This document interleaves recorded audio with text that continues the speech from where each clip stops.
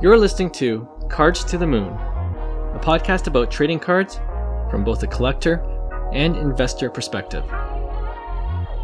We hope you'll stick around for the ride as we take a deep dive into the state of the hobby, share some hot takes, hopefully some useful advice, and fun stories along the way. Hey guys, welcome back to Cards to the Moon. This is episode 301, and my name is Clark from 5cardguys.com and 5cardguys on Instagram, YouTube, and on Facebook. Co-hosting with me, as usual, is Hyung, who is at Cho Hyung on IG and YouTube.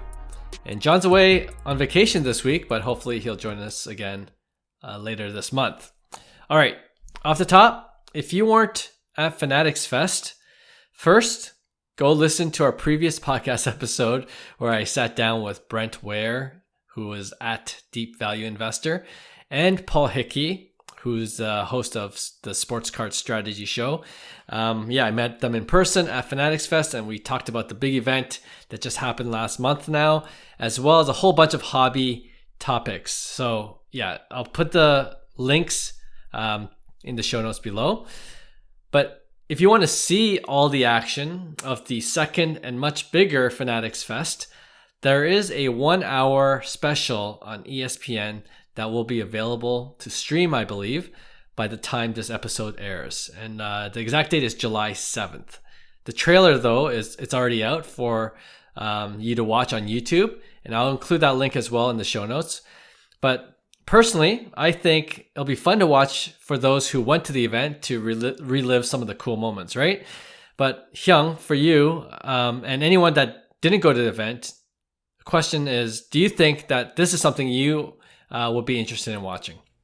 100%. I think, I think just in general, bringing, again, awareness to, the hobby is on a massive scale here. So ESPN obviously is a massive network, sports network. So Ruben's playing the game there, right? Like where it's, I'm getting in front of the generic audience, but on top of that, I think, we rely on hobby influencers to kind of bring that content. So I think from that standpoint, it's cool seeing kind of like a produced version because for me, it's, like I said, it's not necessarily, I could get the stuff I missed from, I think, our hobby influencers because they do a good job with like really bringing the detail on what you want.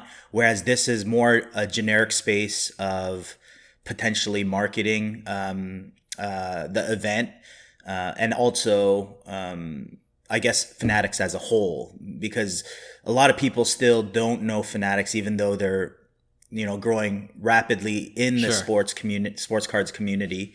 So I think that's going to definitely help the hobby. And it ties into everything we talk about on the show in the overall perspective. When you think about 10xing the hobby, I know that's such a negative stigma of how are you going to 10x the hobby? You're going to increase print run.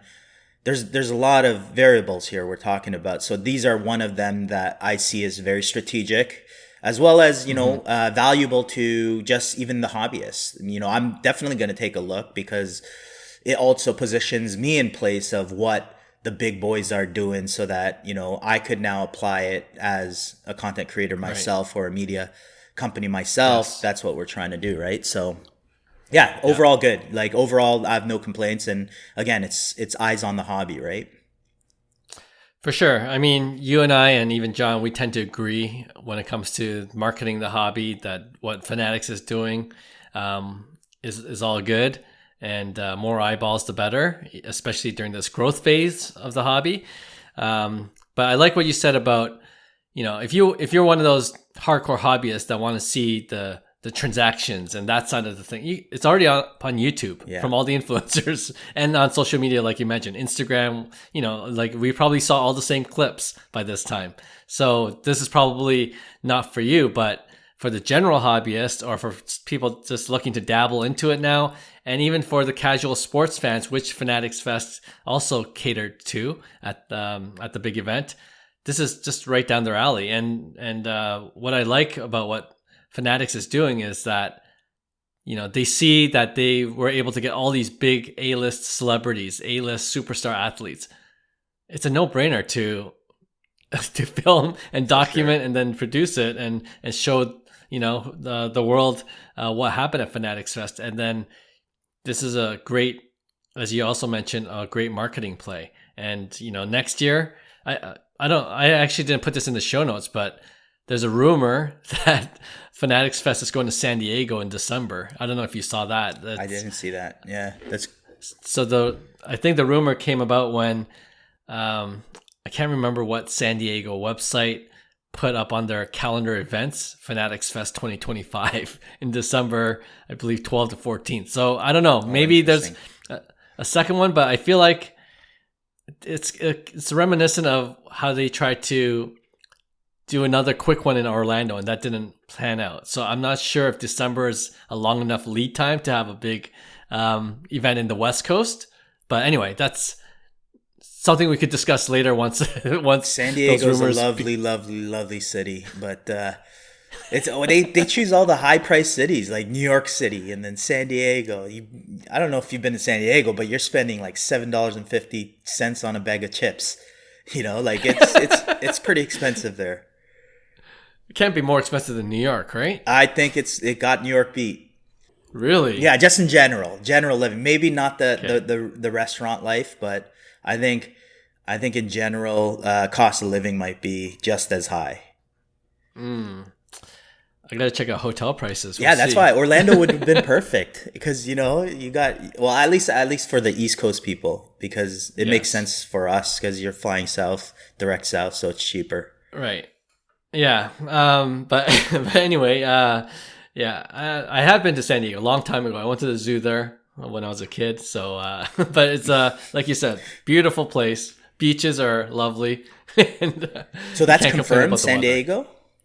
No. This is still a rumor. Okay. Yeah. Nothing confirmed. But if it is confirmed, we'll definitely talk about it on this podcast. But yeah, going back to what we were saying, this is just I'm looking forward to it. July 7th, just to see what it was like, and I wouldn't be surprised, next year. What we do know is that it's way more likely that we'll have the third Fanatics Fest in New York City next summer, and something like this, going from 70K attendees to 125K. Like, what's next? It's going to be packed, and can you imagine a scenario where maybe in New York City, it's hard to find a comparable size venue, but adding another day, right? I think some people were asking for that because the National is 5 days versus 3 days of Fanatics Fest. So there's room to grow that way as well, just adding another day for the demand if it's there. So we'll see. For sure. And I think tying this together to what I noticed about like even my collecting habits, like even though there might be, let's just say, money making opportunity in a specific like a sports card or a type of sport, I think the more you become interested in, I guess, what you're collecting or investing in, you'll notice that you start being interested in that. And I think that's what Fanatics is doing at the kind of like at the base level, is as a collector, even like you experiencing kind of all this, it's bringing a different level of experience, I think, because before it was you as a collector and the superstars somewhere on TV where there's a huge gap. But then if you could bridge that gap, then it becomes something, I think, even the veteran hobbyist, if they're open-minded, they could experience the hobby in a totally different way, right? And I think that's where I'm very interested in, because when I go collect something, and you're the same way. You experience Gary Vee, for instance, in person, where that was such a cool experience for you. You're going to be and have a bias towards that, which is great, because now you're more all in on a certain like VeeFriends or whatever it is, right? So I think that's what Fanatics understands really well, and what they're really executing at that core foundational level. So like, to me, it's great to experience it if you allow it to. Yeah, awesome point. I mean, like it's is one of the things that fans wanted for a long time, right? To get closer to the stars. 100%. And it's just funny how sports cards is that vehicle for so many people now to connect these stars to the fans, right? Right. So yeah, it's amazing. And sports cards and memorabilia, like how many more clips have I seen, even in the past year alone, where, you know, a collector is able to meet a player right on the field because they're making a trade with that player. For sure. You know, it's not, it's becoming a little bit more common now, you know, just to see those kind of things, which is kind of cool. So yeah, no, it's great. And I agree with you. Just be a little bit more open-minded. All right. Just be open-minded. Okay. Let's move on to hobby headlines. All right. So if you're on social media and you're into the hobby, other than Fanatics Fest, no doubt the algorithm has been showing you the rookie royalty set that's being promoted heavily. And if you don't know what the rookie royalty set is about, it just includes 2 cards, okay? And it'll include either an autograph of Caitlin Clark or Angel Reese from one of the higher end sets like Immaculate, Flawless, or NT, National Treasures. As well, the other card will be either a Downtown or Kaboom insert, okay? And it'll feature one of the 12 WNBA rookies this past year, which could also be Clark and Reese. Now, one of the interesting things about the set is how it was sold, which was by a Dutch auction. And if you're not familiar with how a Dutch auction works, it's essentially the reverse of a normal auction. So you start off with the highest bid instead of the lowest bid at 0 for a regular auction. But you start off with the highest bid, and then it incrementally goes down every 5 minutes in this case for the rookie royalty set, but you could set whatever time interval, until it either hits the floor price that's predetermined or the product is completely sold out. And you could bid at any point in that Dutch auction period, starting from, get ready, the rookie royalty set. It started from the high bid of $30,000. Crazy. Which of course grabbed all the headlines. The floor price was set at $3,000. All right, so every 5 minutes it went down from $30,000 to 25,000. I don't know what the price interval gap was, but spoiler alert, the product sold out at the $3,000 price. So there were some available that hit the floor. And when it did hit the floor, it sold out pretty quickly, right? So it looks like the 3,000 was kind of the going price, but at the same time, Panini won't release any of the info, like when did certain buyers buy at what price. So we don't know that information. But we do know that there are some available at $3,000, and then it sold out quickly after that. So first, Hyung, 2 questions to start. If you were interested in this set, right, this rookie royalty set, with all the hype surrounding it, when do you think you would have bid? Okay. And how sick would you feel if you had bid at close to $30,000 and then you saw that a few actually sold at $3,000? Yeah, I don't know necessarily what to think about this because it's so different than what we're used to talking about with when Panini does things versus Fanatics. And that's why it's like no association with Fanatics or Panini itself. But to me, overall, one, it's hard to kind of put myself in that shoe because I'm not a WNBA collector. But I would say, okay, in general, if it was basketball, you know, NT products, of course it interests me, and Dutch auctions do work well in determining what true value is, especially when you have a high demand product that's limited supply. But this is the gripe I have about this, and not to gripe Panini. If Fanatics did it, I would gripe them too. What they're essentially doing in the bigger picture is they're totally cutting out the middleman, which was us. So it's like they're making initial profit now off of things that they never really did, because when it was released at $500 a box or whatever, it was whenever it sold out. So to me, it seems like, okay, how can Panini get into the marketplace and get the profit early, and then the secondary scalpers or flippers are essentially making a smaller mark? That's what essentially it sounds like, right? And to me, whether that's like strategic on their end because they're like, we got to be creative to find different revenue streams. But that's something to be aware of when the manufacturer starts, making the money off the secondary market too, which it seems like that's what Panini is doing. Because if you now calculate, okay, if they released NT as a regular set before and not in this format, what was their profitability in that whole set? And then they're probably recalculating this. How much do they make within seconds?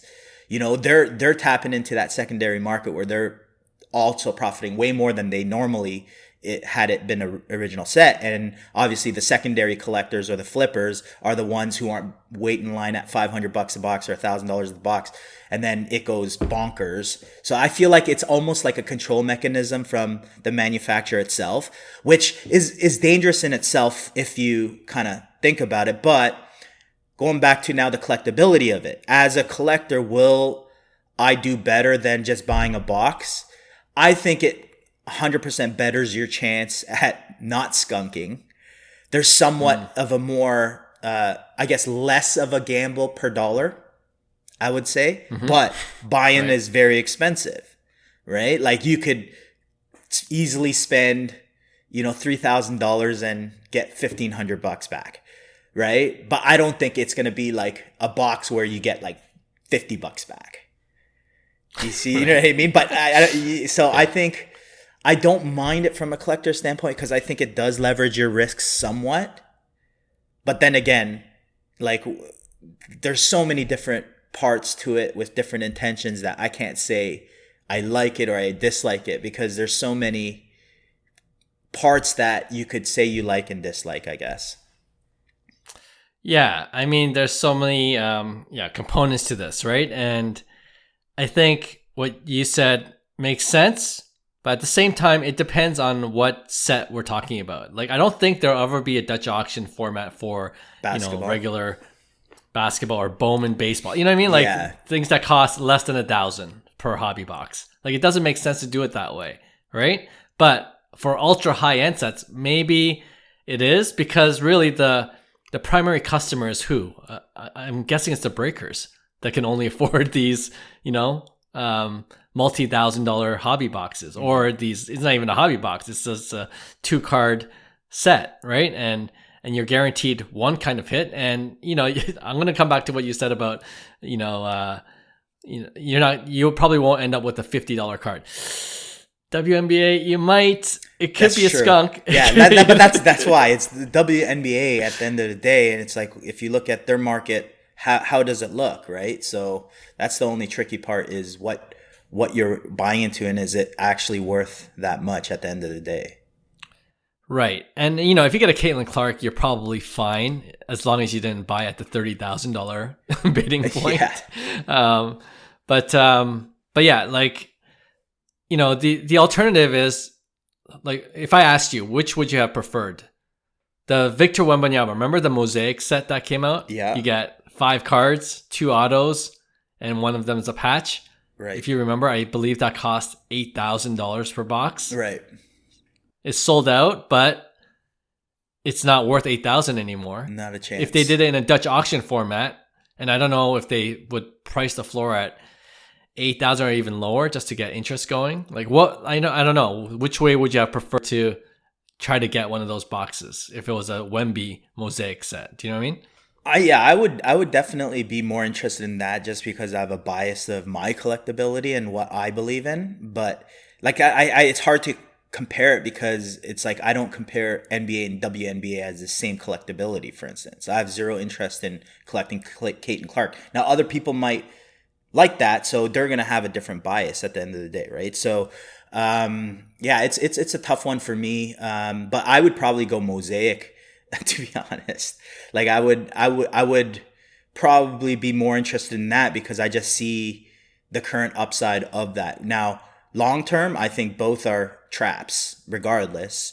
If you look at super long term, it's a coin flip. You just never know what's going to happen and like what type of player Wemby becomes, right? So we might think it's ridiculous now, which it was. We said it's going to drop off. Mosaic was, going to drop off, and it's common. But as Wemby continues his career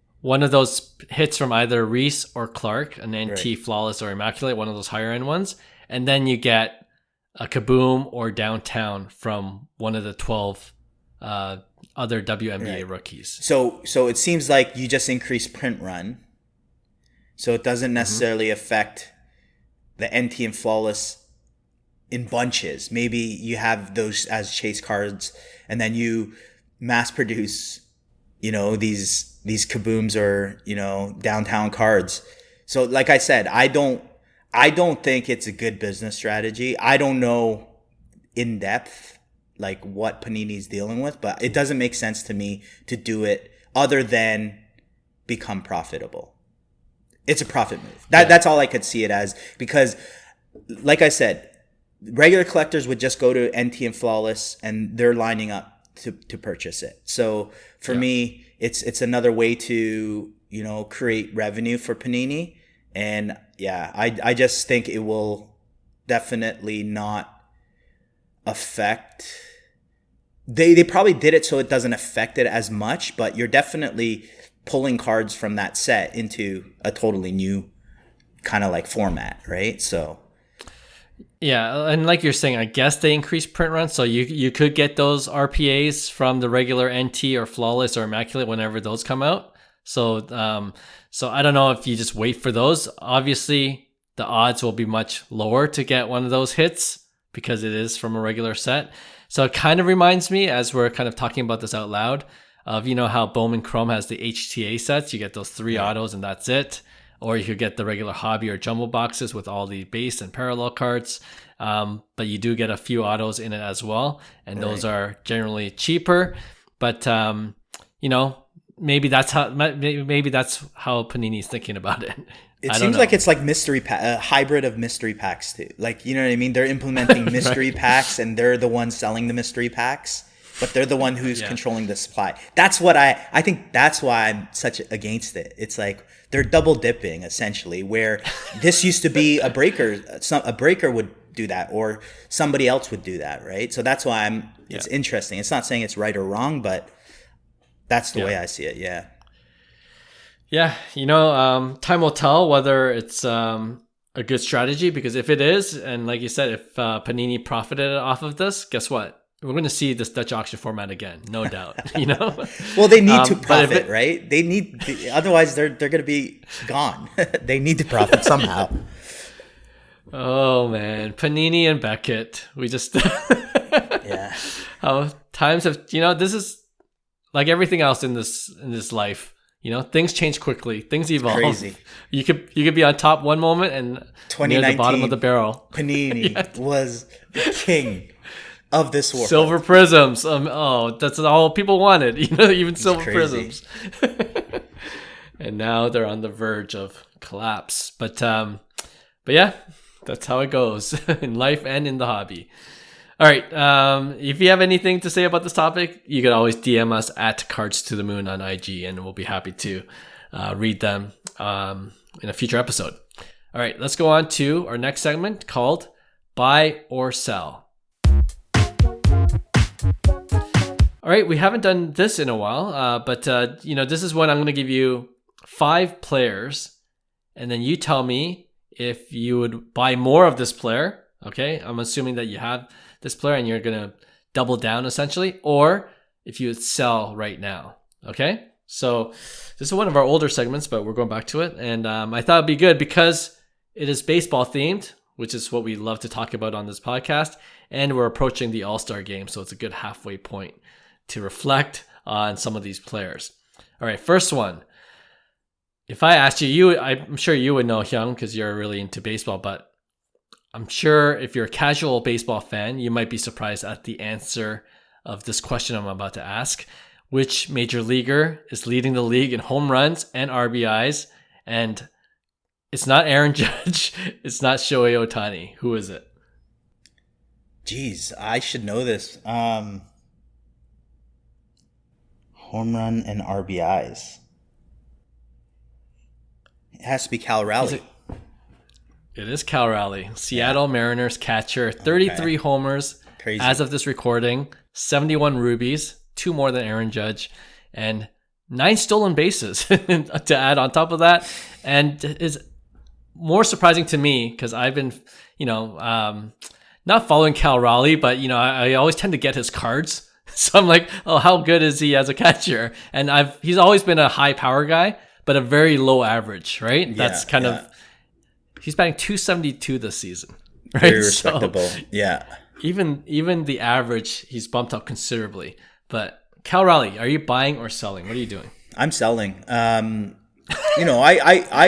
like Cal Raleigh. I have some of his, just parallels that I didn't end up, even consider grading at the time because it wasn't sought after, and now there's a boom. So I've been waiting for this because Cal Raleigh a few years ago wasn't really collectible. So I do believe in Cal Raleigh's talent. I think he's bringing another dimension of almost like a Salvador Perez type catcher, right? So I think you're going to get a quality player, and I don't think it's bad to necessarily invest in him, but you got to remember his prices were next to nothing, before this season. And to me, it's the same thing. It's like, I don't see necessarily future 350 home runs every single season. Now, don't get me wrong. He has enough power and thump in his bat to do that when things click. But baseball is very hard. Baseball is something that consistency is one of the most difficult. You look at everybody, Acuna, Tatis, all these superstars that have huge potential. They go through the ups and downs. So I don't see it different with Cal Raleigh. He has to be doing this now for the next 10 years for it to be like, okay, now he's the real deal. He's 28 years old. You got to remember too. So he's a little older. So he's reaching his prime. Anyways, so for me, I think it's a great sell period if you do have Cal Raleigh early.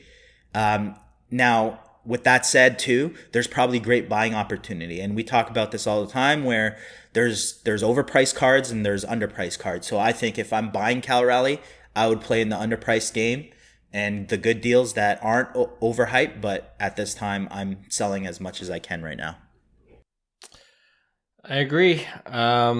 Just Cal Raleigh is so much of an outlier. Like it's just crazy right now. And not that he can't continue to do it, but if I'm going to bet, if you look at his 2024 stats.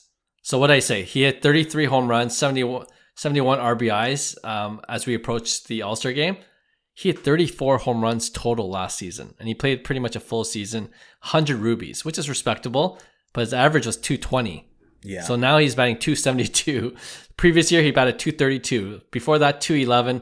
And before that, in 2021, 180. Like, he's never been a high average guy, but he certainly had power. 27 homers, 30, 34, and now 33.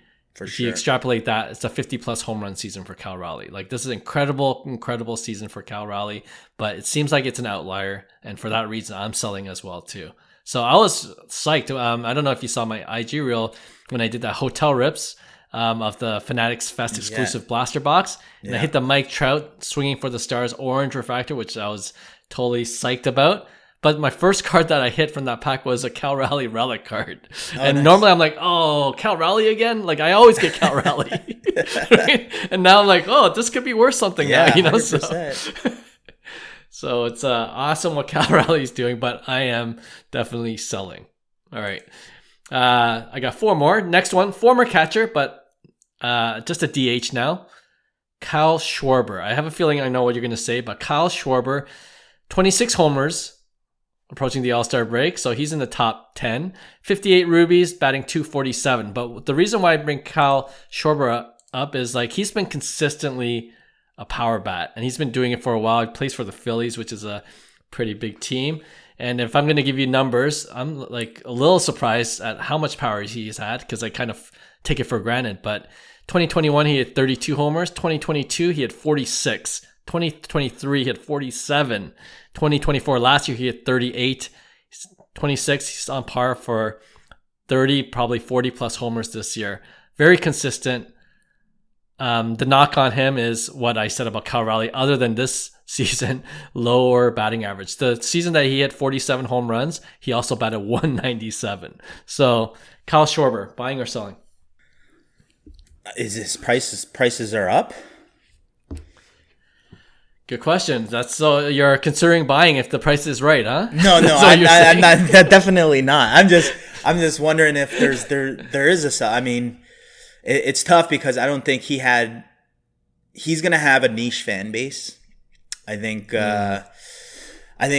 people like in Philly might really like him, or collectability is there on that side, but I don't see a high demand regardless of what Kyle Schwarber does. I don't think he's going to be a Hall of Fame type player, but I love his presence. I love watching him hit. You know, I'm a true fan of just his stick, his power, because he reminds me of kind of like a fellow Canadian Matt Stairs. Like whenever I watch Matt Stairs, you're just waiting for him to drop a massive, massive bomb.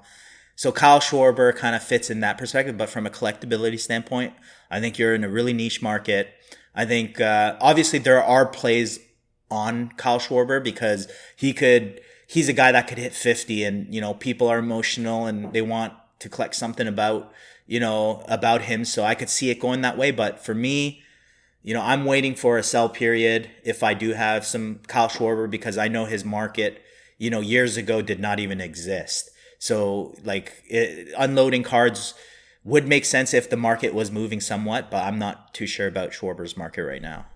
I'll give you a comp. His gold first Bowman Chrome gold refractor when he would play for the Cubbies, and he's in his catcher gear. He could have got his gold BGS 9.5 10 auto for $400 September of 2024. Right. It's selling for $930 now. Yeah, and you know that's great for whoever bought like a year ago, because I think you kind of are in that peak area, right, where you did well. And even last year would have been a gamble. I wouldn't have personally spent $400 on that, but like I said, he looks like a genius now because you know they took that risk and they doubled up. So there's opportunity everywhere, but for me personally, I'm not buying. I'm selling. Yeah, me too. And then next year we're going to see it's 1,800. I love it. That's exactly what happens, right? You know what? In this case, we'd love to be proven wrong. Players are doing well. You know what I mean? Yeah, and it's good because that's good because there is collectability in everyone, and it depends on who you believe in. So if that's the case, then you know somebody's seen something that I didn't, and kudos to you, and vice versa, right? That's the way we have our thinking patterns and our actions towards it. Yep, true. All right. Next one, James Wood. We talked about James Wood in last week's episode, and we talked about how he's as a national. I think you saw that stat. As a national, he's on the same pace as Bryce Harper and Juan Soto when they were on the Nationals as a rookie. He has 22 home runs this season, 65 rubies, 12 stolen bases, and he's batting a very respectable 283. And the reason why I bring him up is, you know, we've seen this story before with other top prospects and rookies, hot start. But like you said, even with Cal Raleigh, baseball's a very hard game and you'd never know. So is this a good time to sell because he's been doing so well right off the gates? Or are you a longtime believer of James Wood and are you holding? You know my answer to James Wood. I think if you're gonna bet on someone, I like betting on James Wood just because, one, he has a lot of things going for him. I think, one, he could hit. Like, I'm not just saying he has power. He can hit. He has a good understanding of hitting in general. Same with Juan Soto, Bryce Harper. All these guys have good approaches. So to me, the hit tool is there. The 6'7" body is there. Him being lefty is there. Him hitting power and being impactful where he's actually contributing to the team, it's there. Longevity is there. So there's a lot of things going for James Wood that I personally like. And I told you this in a couple episodes ago or a few episodes now, that I think James Wood's pricing is very, like, it's a pretty good buy opportunity in general based on the type of player he is. The only concern is he going to go towards the Juan Soto territory or Yordan Alvarez type territory? right? Because you look at Jordan Alvarez, this guy has, started a career. You like the body size. I think James Wood is going to be better defensively than Jordan in general, but from a hit perspective, you got two similar players. So it's floating between that. It could be anywhere from that. Who is it? Who did I just say? Jordan Alvarez, even Aaron Judge, right? And Juan Soto, somewhere in between those, where Jordan Alvarez would be the downside of collectability. And obviously, you know, the upside of both Soto and Judge. So I think there's buying opportunity based off of that. Now, will he perform? That's always the kicker. I'm saying this based on performance. So I'm a buy on James Wood. Yeah, I can't disagree with your points, but I'm selling. I'm taking profit with James Wood. And I think, with James Wood, you could have got his first Bowman Chrome or Prospect Auto, PSA 10, November of last year for $160. $160 for a PSA 10, which is a great buy, obviously, especially in hindsight. And now it just sold for $650 just recently. So if I bought it for $100 something, I'm going to take the profit, maybe invest in another card that's, I'm more of a believer in. But if you're a James Wood fan, this kind of fun period to ride out, right? So that Bowman Chrome PSA 10, what, like in terms of like Soto, Acuna, Ohtani, Judge, what do you think a fair market value is? Obviously, like Ohtani, Bowman Chrome's, like it's different story. But then if you look at like Acuna or Soto, I think that PSA 10 range is $2,000 to $3,000, that's where I wouldn't say peak, but it's like that would be kind of like a healthy price to sell, and then it would retract a bit. And then if he becomes that superstar for sure in 3-4 years, that thing goes like really high, right? Yes. So that's why $100 is super cheap if you think about it. $500-$600, that to me, that's a solid price where you could take profit, or it's a healthy buy-in, because if James Wood does perform the way I think he's going to perform, I think that could be a $2,000 card. Like when the time is right. That's the question, is when, right? So it would be a matter of, can I buy this at a leaner price? I just think you'll be waiting for a while. I mean, the Nationals are dead last in their division. For sure. So I'm taking that into consideration as well. Whereas, when Juan Soto was on the Nationals, he won a championship for sure pretty early on, right? So that's different between where Soto was and where Woods was on the Nationals. But yeah, to your point, the Acuna, if you're using that as a comp, his PSA 10 first Bowman Auto is going for about $1,500 right now. So that's dropped a lot. Yeah. I mean, it dropped a lot, but that's because of the 2021 COVID peak, right? It sold for almost $6,000 at one point. The peak price, in 2021. Right? Yes. Right. Yeah. So, but there are other factors. Yes. That like, let's erase that one. And then, because I remember I bought Acuna before COVID. That particular card, I bought it for $1,800. And that was like crazy. That was like, yo, you're really crazy. And then I bought a refractor BGS 10 for like $3,000. And that was insane too. So yeah. 1,800 you bought around 2019 then. That's where it's hovering. That was that price around that time. And then went all the way up to $6,000 a couple years later. Yeah. And now it's back to 1,500 where it's settling in pretty much right now. But yeah, no, James Wood is an interesting guy. Yeah, for sure. And I love all the hit tools that he has. Like he's demonstrating that in his rookie season. So that's appealing. All right, next guy. Hot start, kind of simmered down. Obviously, you can't have a hot start throughout the whole season. It's a long game. Pete Crow Armstrong. Knew it. PCA. 21 homers, 64 rubies, 26 stolen bases, batting .268. But most of that was during the first 2 months of the season. What are you doing with PCA? I'm selling, man. I'm selling PCA. I like PCA. I remember I tell you this all the time. That team with Volpe, Witt Jr., PCA, all these guys, CJ Abrams, like these guys are really good baseball players, man. These guys are baseball players that I truly believe in. I think Pete Crow Armstrong is going to have a phenomenal career.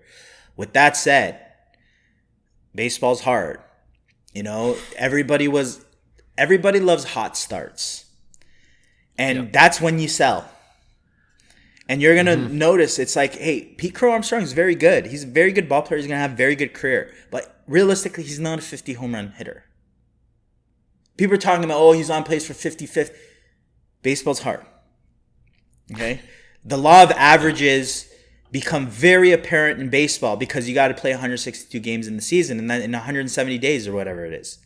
So law of averages will eventually hit. It doesn't give you all of a sudden fluke. You're hitting 350 with 50 home runs and it's just like you're Ohtani. Everybody's Ohtani. It's like, no. That's where I think the whole marketplace with Pete Crow Armstrong's expectations were, because he got off to such a hot start that everybody thought that he was going to 50-50. You know, I would be happy with him 30-30.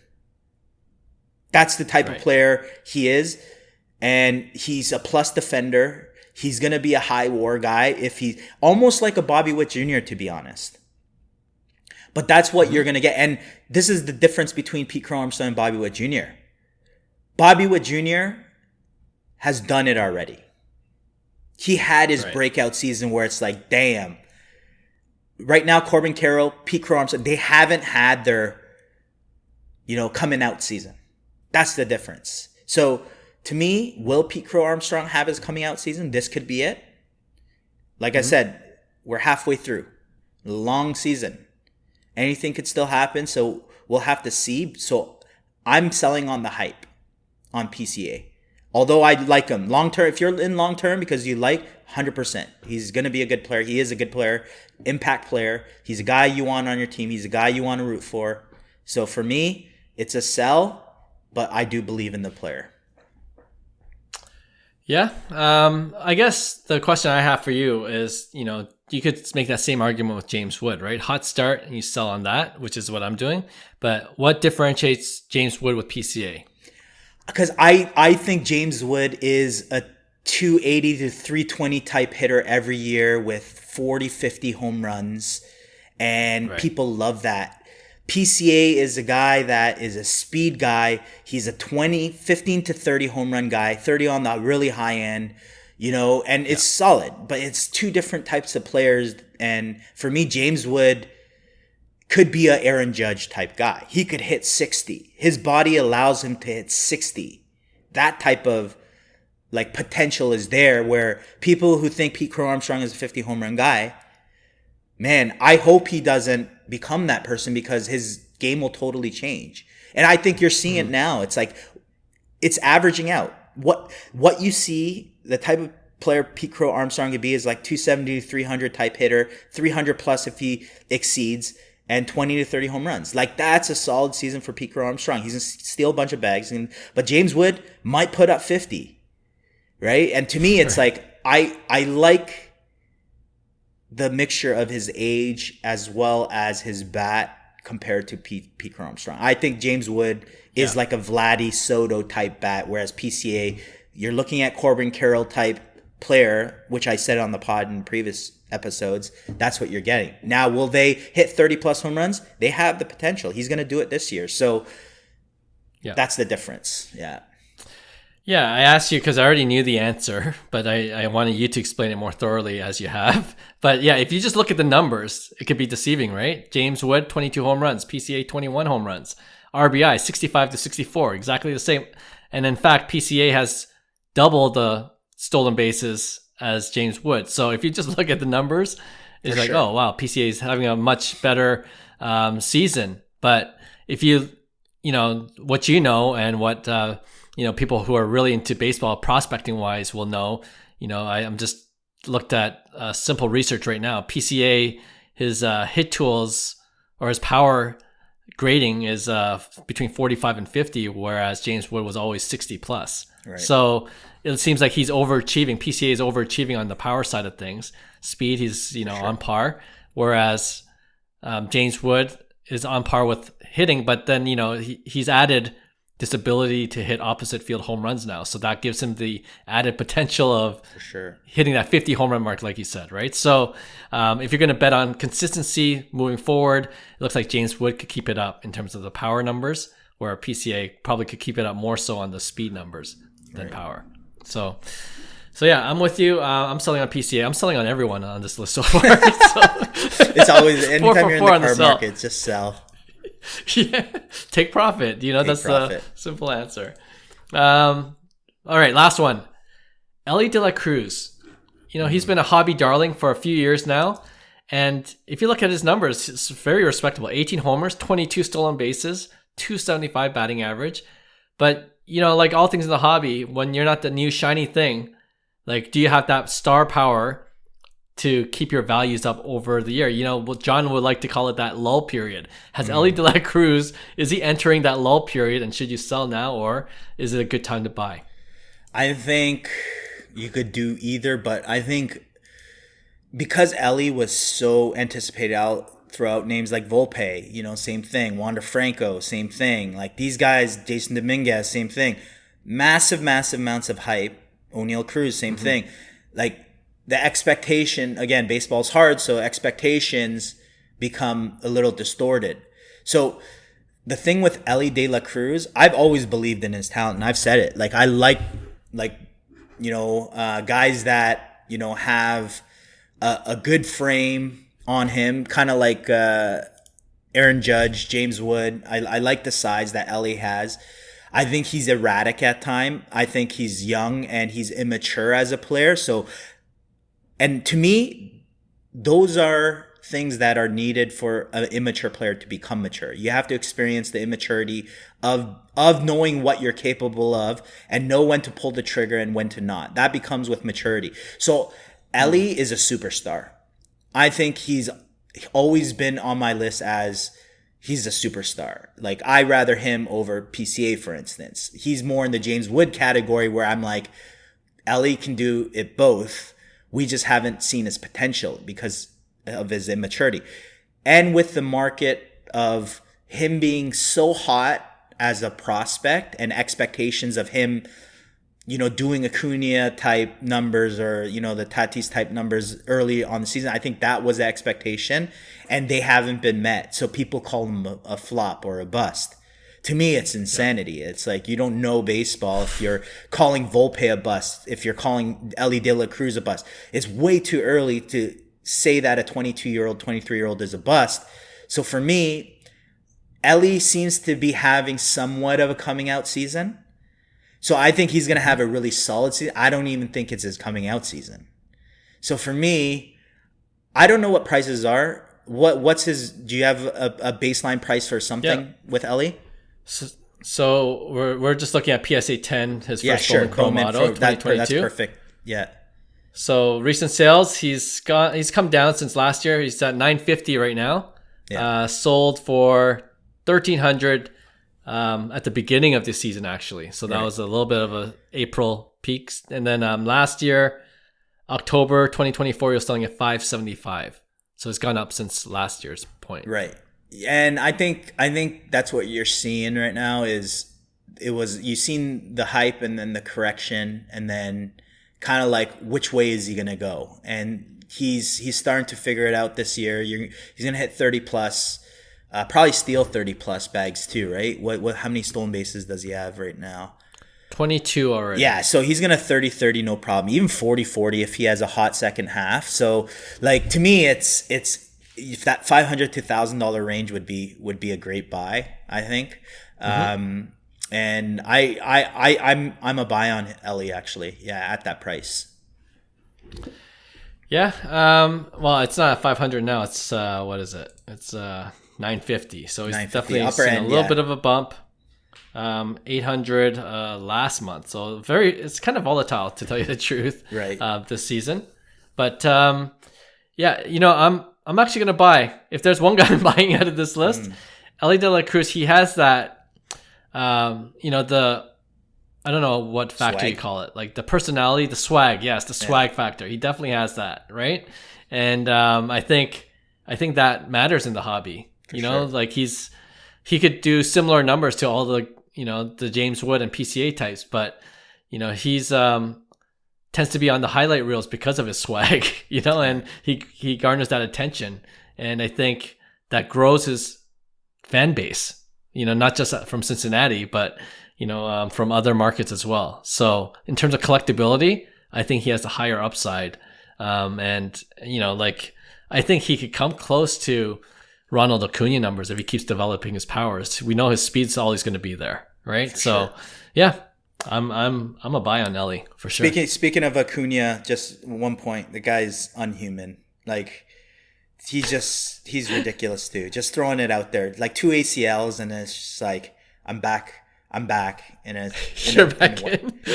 Well, it's not that I'm back in. His mindset is so crazy that he's able to kind of like come back from what he's come back and absolutely dominate. Like, to me, it's outstanding. Like, Acuna is like crazy, and that's why like, for me, the upside on Acuna is like, damn, he's a superstar. So Acuna, just because you threw it out there after 2 ACLs. Like, it's pretty impressive what he's doing. If you're interested, he's hit 9 homers this season in 36 games only, 4 stolen bases, caught stealing 0 times, and he's batting .346 at the moment. With the 1063 OPS, yeah. 1063, yeah, that's right. All right, there you go. That's our buy or sell segment. Hope that helps you out if you're on the fence for any of these players. If you're me, you're selling on all of them except Ellie. And if you're young, you're buying on a couple of these guys. And this is not financial advice.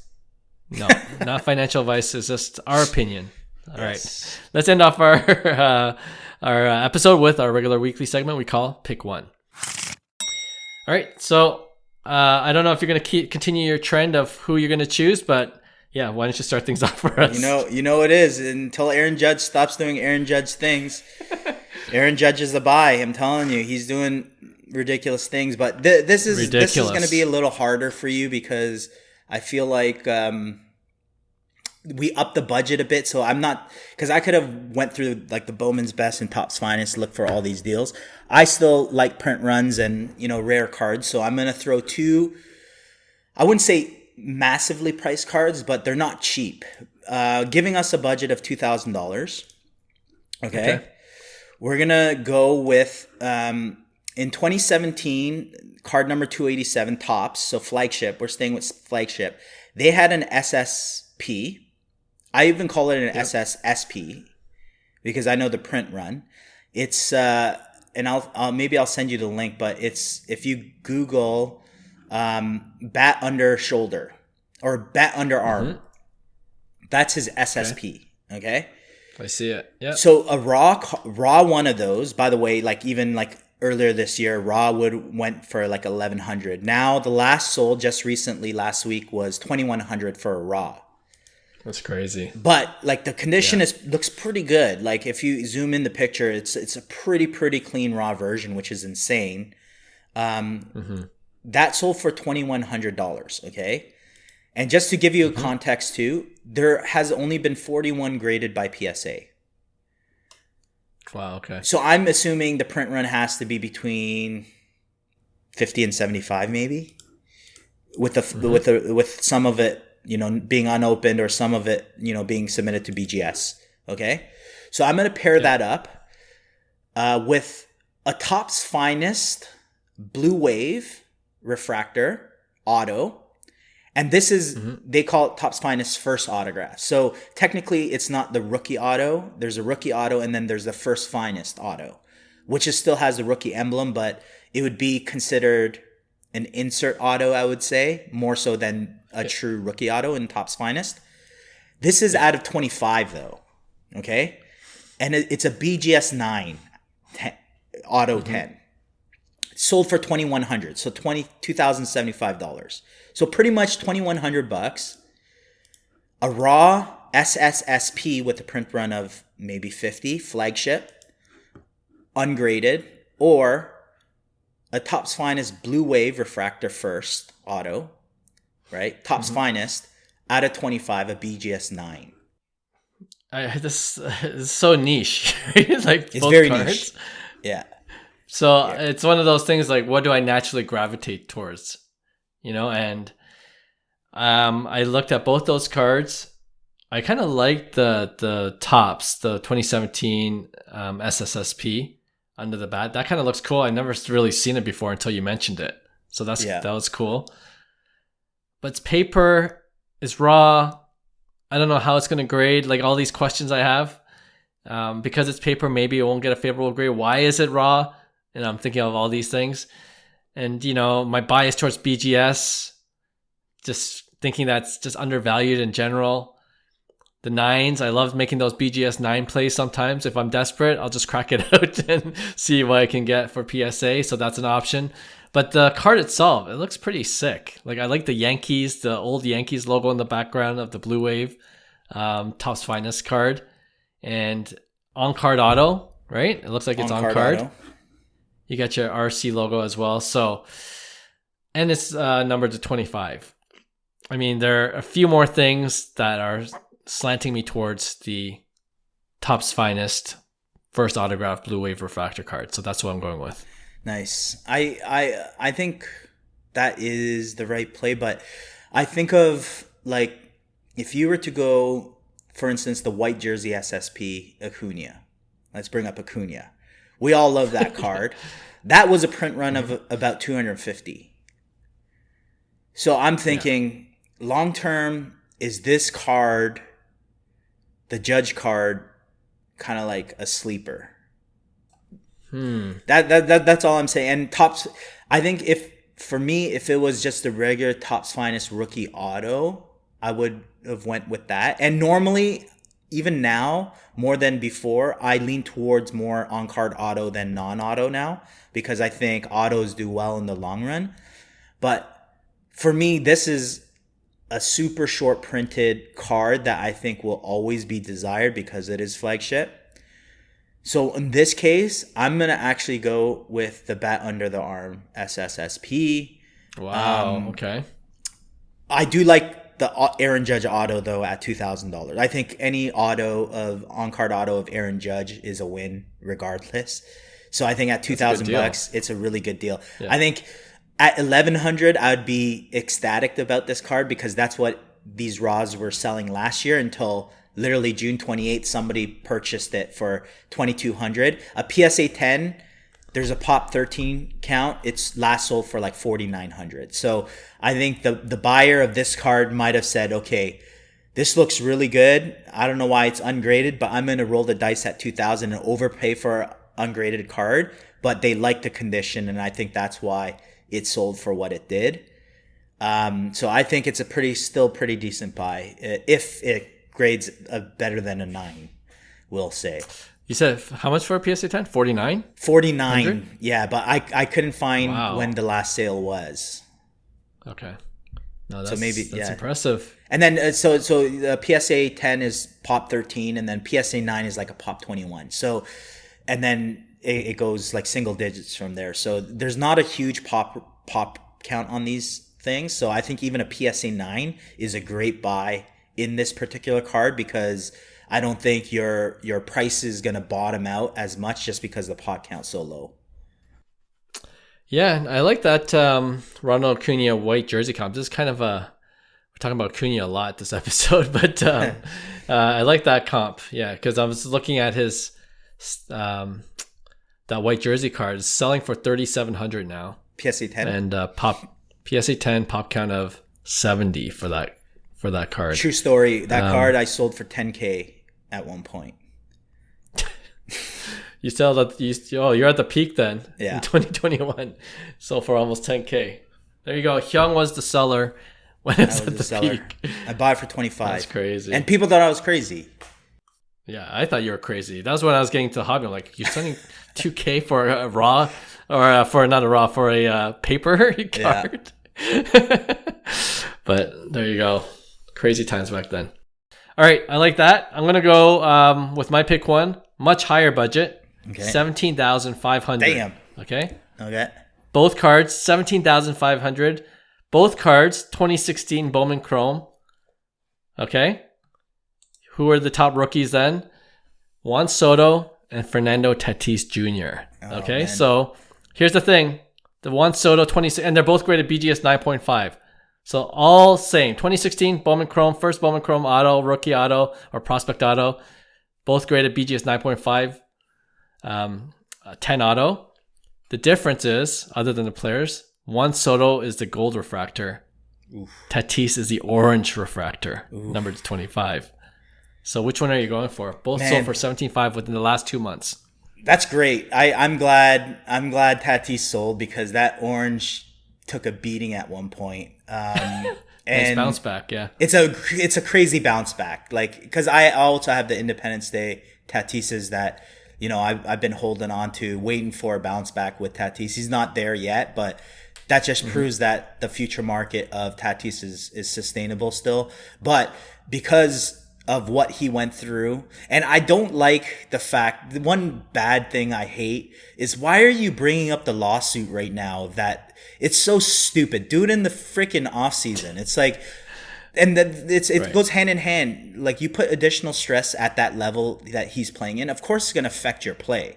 So to me, that was stupid by Fernando Tatis and company and agents and whoever is involved. It's like, chill until the off season. He's trying to win San Diego pennant, and they were on the right trajectory, but they screwed that up. And because of that, I'm going Juan Soto, because, like, yeah, that was stupid. And he's done stupid stuff the last few years. So for me, Juan Soto is Juan Soto. I know what I'm going to get from him. And to me, I like gold just as much as orange.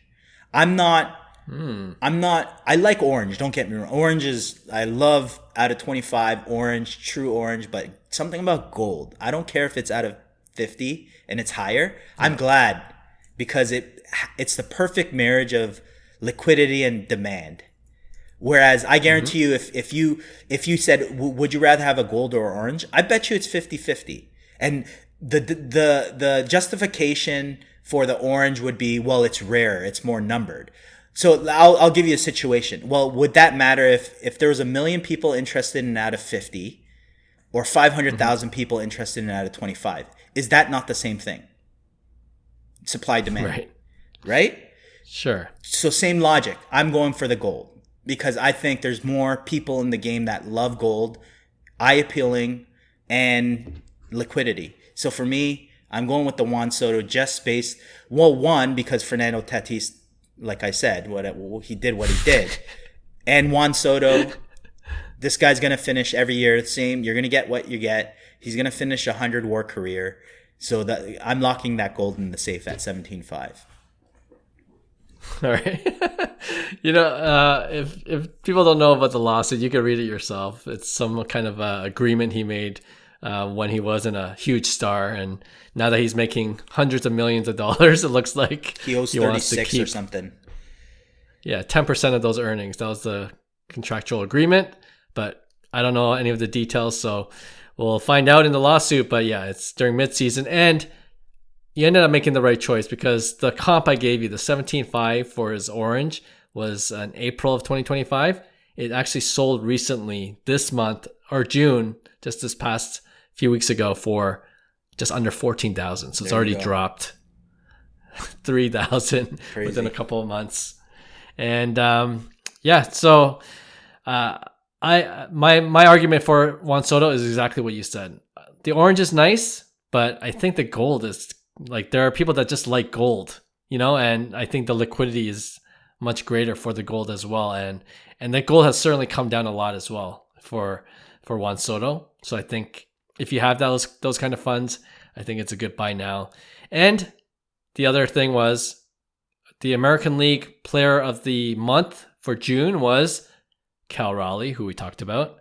The National League Player of the Month for June was, guess who's heating up after a very slow start at the beginning of the year, as he always does. As he always does. Juan we Soto. talked about this. Yeah, he's going to finish. He's Juan going to end up Soto. hitting 280 plus with 35 to 40 home runs, 100 RBIs. This is what you're going to get from him.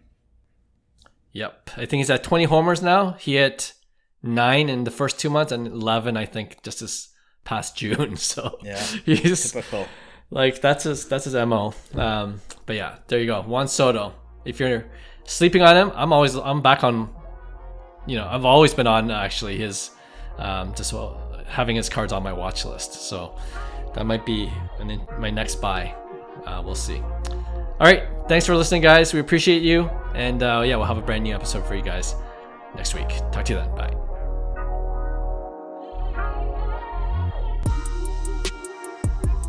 Hey, thanks for listening to Cards to the Moon. We'd really appreciate you subscribing to our podcast wherever you listen to your podcasts. And you can also connect with each of us on Instagram at 5cardguys, or you can follow Hyung at Integrity Sports Cards, or John at TradeU at Recess. You can also check us out at 5cardguys.com. Thanks again, and hope to connect soon.